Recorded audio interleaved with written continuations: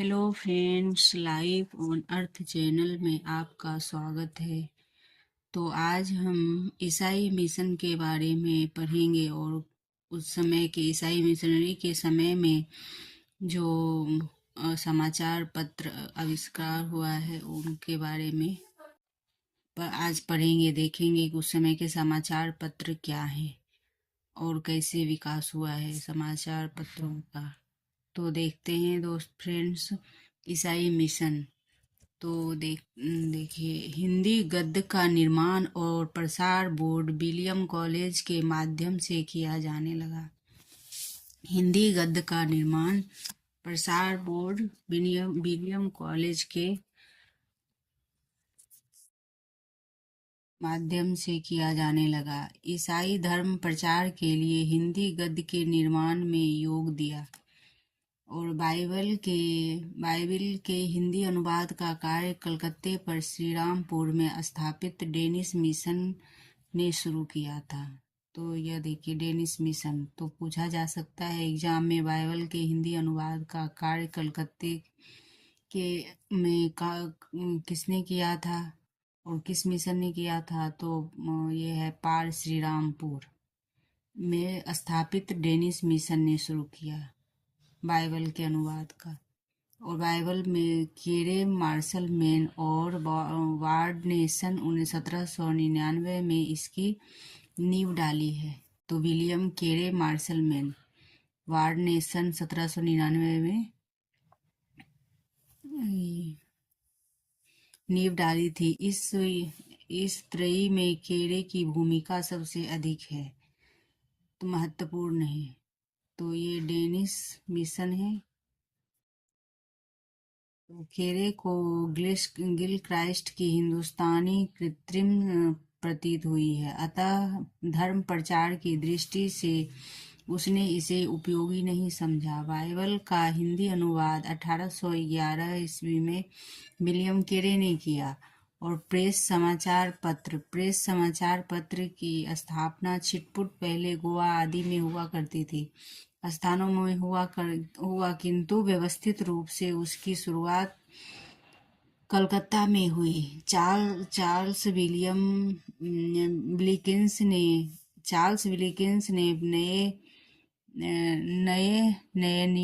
नए ब्रेसी हॉलैंड कृत ए gram of Bengali language के लिए प्रथम बार बंगला टाइप बनाए।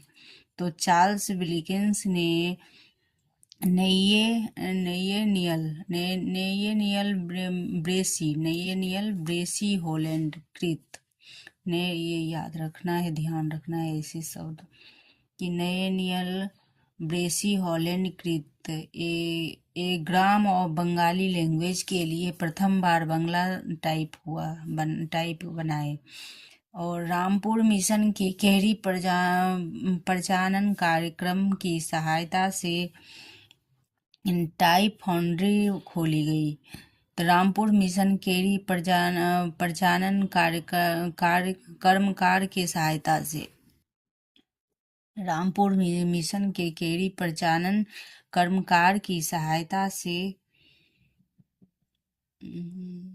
टाइप फाउंड्री खोली गई। टाइपों का जन्म स्थान हुगली में था, हुगली और श्रीरामपुर में है। पहली टाइप फाउंड्री बनी। तो पहला टाइप कब बना, याद रखने का है। रामपुर मिशन के केरी प्रचानन कर्मकार की सहायता से टाइप फाउंड्री खोली गई और टाइपों का जन्म स्थान में है। पहली टाइप फाउंड्री बनी है। तो यह ध्यान देना है कि टाइप फाउंड्री सबसे पहले कहाँ बना है, तो श्री रामपुर में। और यही इसी के मिशन चलाया गया था। पहली टाइप फाउंड्री बनी है। और 1780 ईस्वी में जे हिकी और अंग्रेजी में द बंगला गजट प्रकाशित किया गया। तो 1780 में जे हिकी ने अंग्रेजी में द बंगाल गजट प्रकाशित किया गया। द बंगाल गजट 1780 में ईस्वी में, सन 1700 प्रकाशित किया गया। बंगाल गजट कब प्रकाशित किया गया? 1780 में। किसने किया? जे हिक्की ने अंग्रेजी में किया है द बंगला। और 1818 ईस्वी में मार्शल मेन और केरे ने दिग्दर्शन नामक बंगला पर पत्र प्रकाशित किया है। तो 1818 में 1780 में बंगला गजट। और उधर देखे हैं क्या, ये Shri Ramnath Rampur mission type foundry खोली गई थी टाइपिंग का। और फिर अब ये है समाचार पत्रों का। तो नामक बंगला प्रकाशित किया गया। बंगला और अंग्रेजी दोनों में छपता था। हिंदी में पहला पत्र उदंत मार्तंड है, जो कि 30 मई 1826 को है। 30 मई 1826। यह एग्जाम में बार बार आते हैं, यही इससे प्रश्न बार बार आते हैं, कभी मिलान में, कभी वन लाइनर, कभी तो किसी भी रूप में आ जाते हैं। तो हिंदी संबंधी दूसरे पत्र बंगदूत 1829 में R.M. मार्टिन और राजा राम मोहन राय द्वारा प्रकाशित किया गया है। 1829 में राजा राम मोहन द्वारा बंगदूत, और ये सभी प्रतियोगी परीक्षाओं के लिए उपयोगी है। 1829 में सरकारी आदेश पर बंद भी किया गया। और फिर यह दो रूपों में प्रकाशित हुआ बंगदूत। तो हिंदू एराल्ड अंग्रेजी और बंगदूत बंगला और हिंदुस्तानी उर्दू में सेठों के लाभार्थ भाव बंगला और नागरी दोनों में छपते थे। तो 1844 में राजा शिव प्रसाद सितारे हिंद स्थापित और तारा मोहन मित्र द्वारा संपादित बनारस अखबार निकला। यह नागराक्षरी में हिंदुस्तानी शैली में था। तो फिर से देखते हैं यहाँ से कि हिंदी संबंधी दूसरे पत्र जो बंगदूत है 1829 में R.M. मार्टिन और राजा राम मोहन राय के द्वारा प्रकाशित किया गया। और 1829 में सरकारी आदेश पे बंद भी हुआ। और फिर उसके बाद दो रूप में प्रकाशित हुआ। तो हिंदू हेराल्ड अंग्रेजी में और बंगदूत बंगला और हिंदुस्तानी उर्दू में सेठों के लाभार्थ भाव बंगला नागरी, जो कि वहाँ बंगाल के लोगों के लिए था, सेठों के लिए।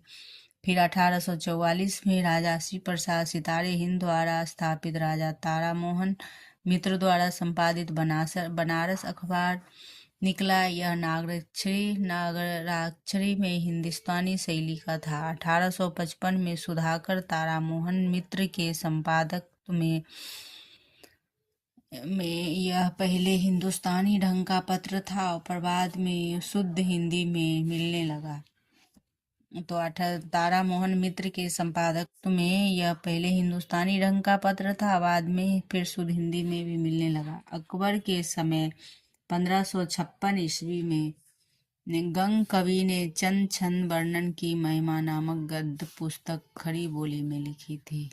तो यह फिर अलग अलग प्रश्न बन सकता है। अकबर के समय 1526 में गंग कवि ने क्या किया था? चंद छंद का वर्णन की महिमा नामक गद्य पुस्तक खड़ी बोली में लिखी थी। और 1741 ईस्वी में विक्रम संवत 1741 ईस्वी विक्रम संवत 1798 में राम प्रसाद निरंजनी भाषा योगा वशिष्ठ नामक एक ग्रंथ साफ सुथरी खड़ी बोली में लिखा। ये पटियाला दरबार में थे और महारानी को कथा वाँचकर सुनाया करते थे। तो यह इम्पोर्टेंट है, ये सभी इम्पोर्टेंट है दोस्तों, कोई भी स्किप करने का नहीं है, सभी महत्वपूर्ण है, क्योंकि इसी से प्रश्न बनते हैं बार बार हर एक एग्जाम में। तो ये क्या है सर? ये 1798 विक्रम संवत है, और 57 घटाने से ईस्वी बनता है। तो 1741 ईस्वी में भाषा योग वशिष्ठ है, राम प्रसाद निरंजनी जी का है। तो ये पटियाला दरबार में थे और महारानी को कथा वाँचकर सुनाया करते थे। तो बसवा मध्य प्रदेश निवासी दौलत राम ने सेनाचार्य कृत जैन पद्म पुराण का भाषा अनुवाद किया, जो कि 700 पृष्ठों से ऊपर एक बड़ा ग्रंथ था।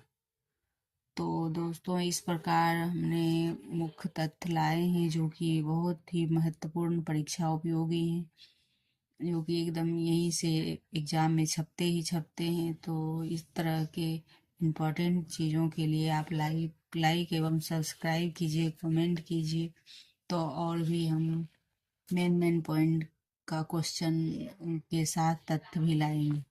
धन्यवाद दोस्तों, लाइक एवं सब्सक्राइब कीजिए।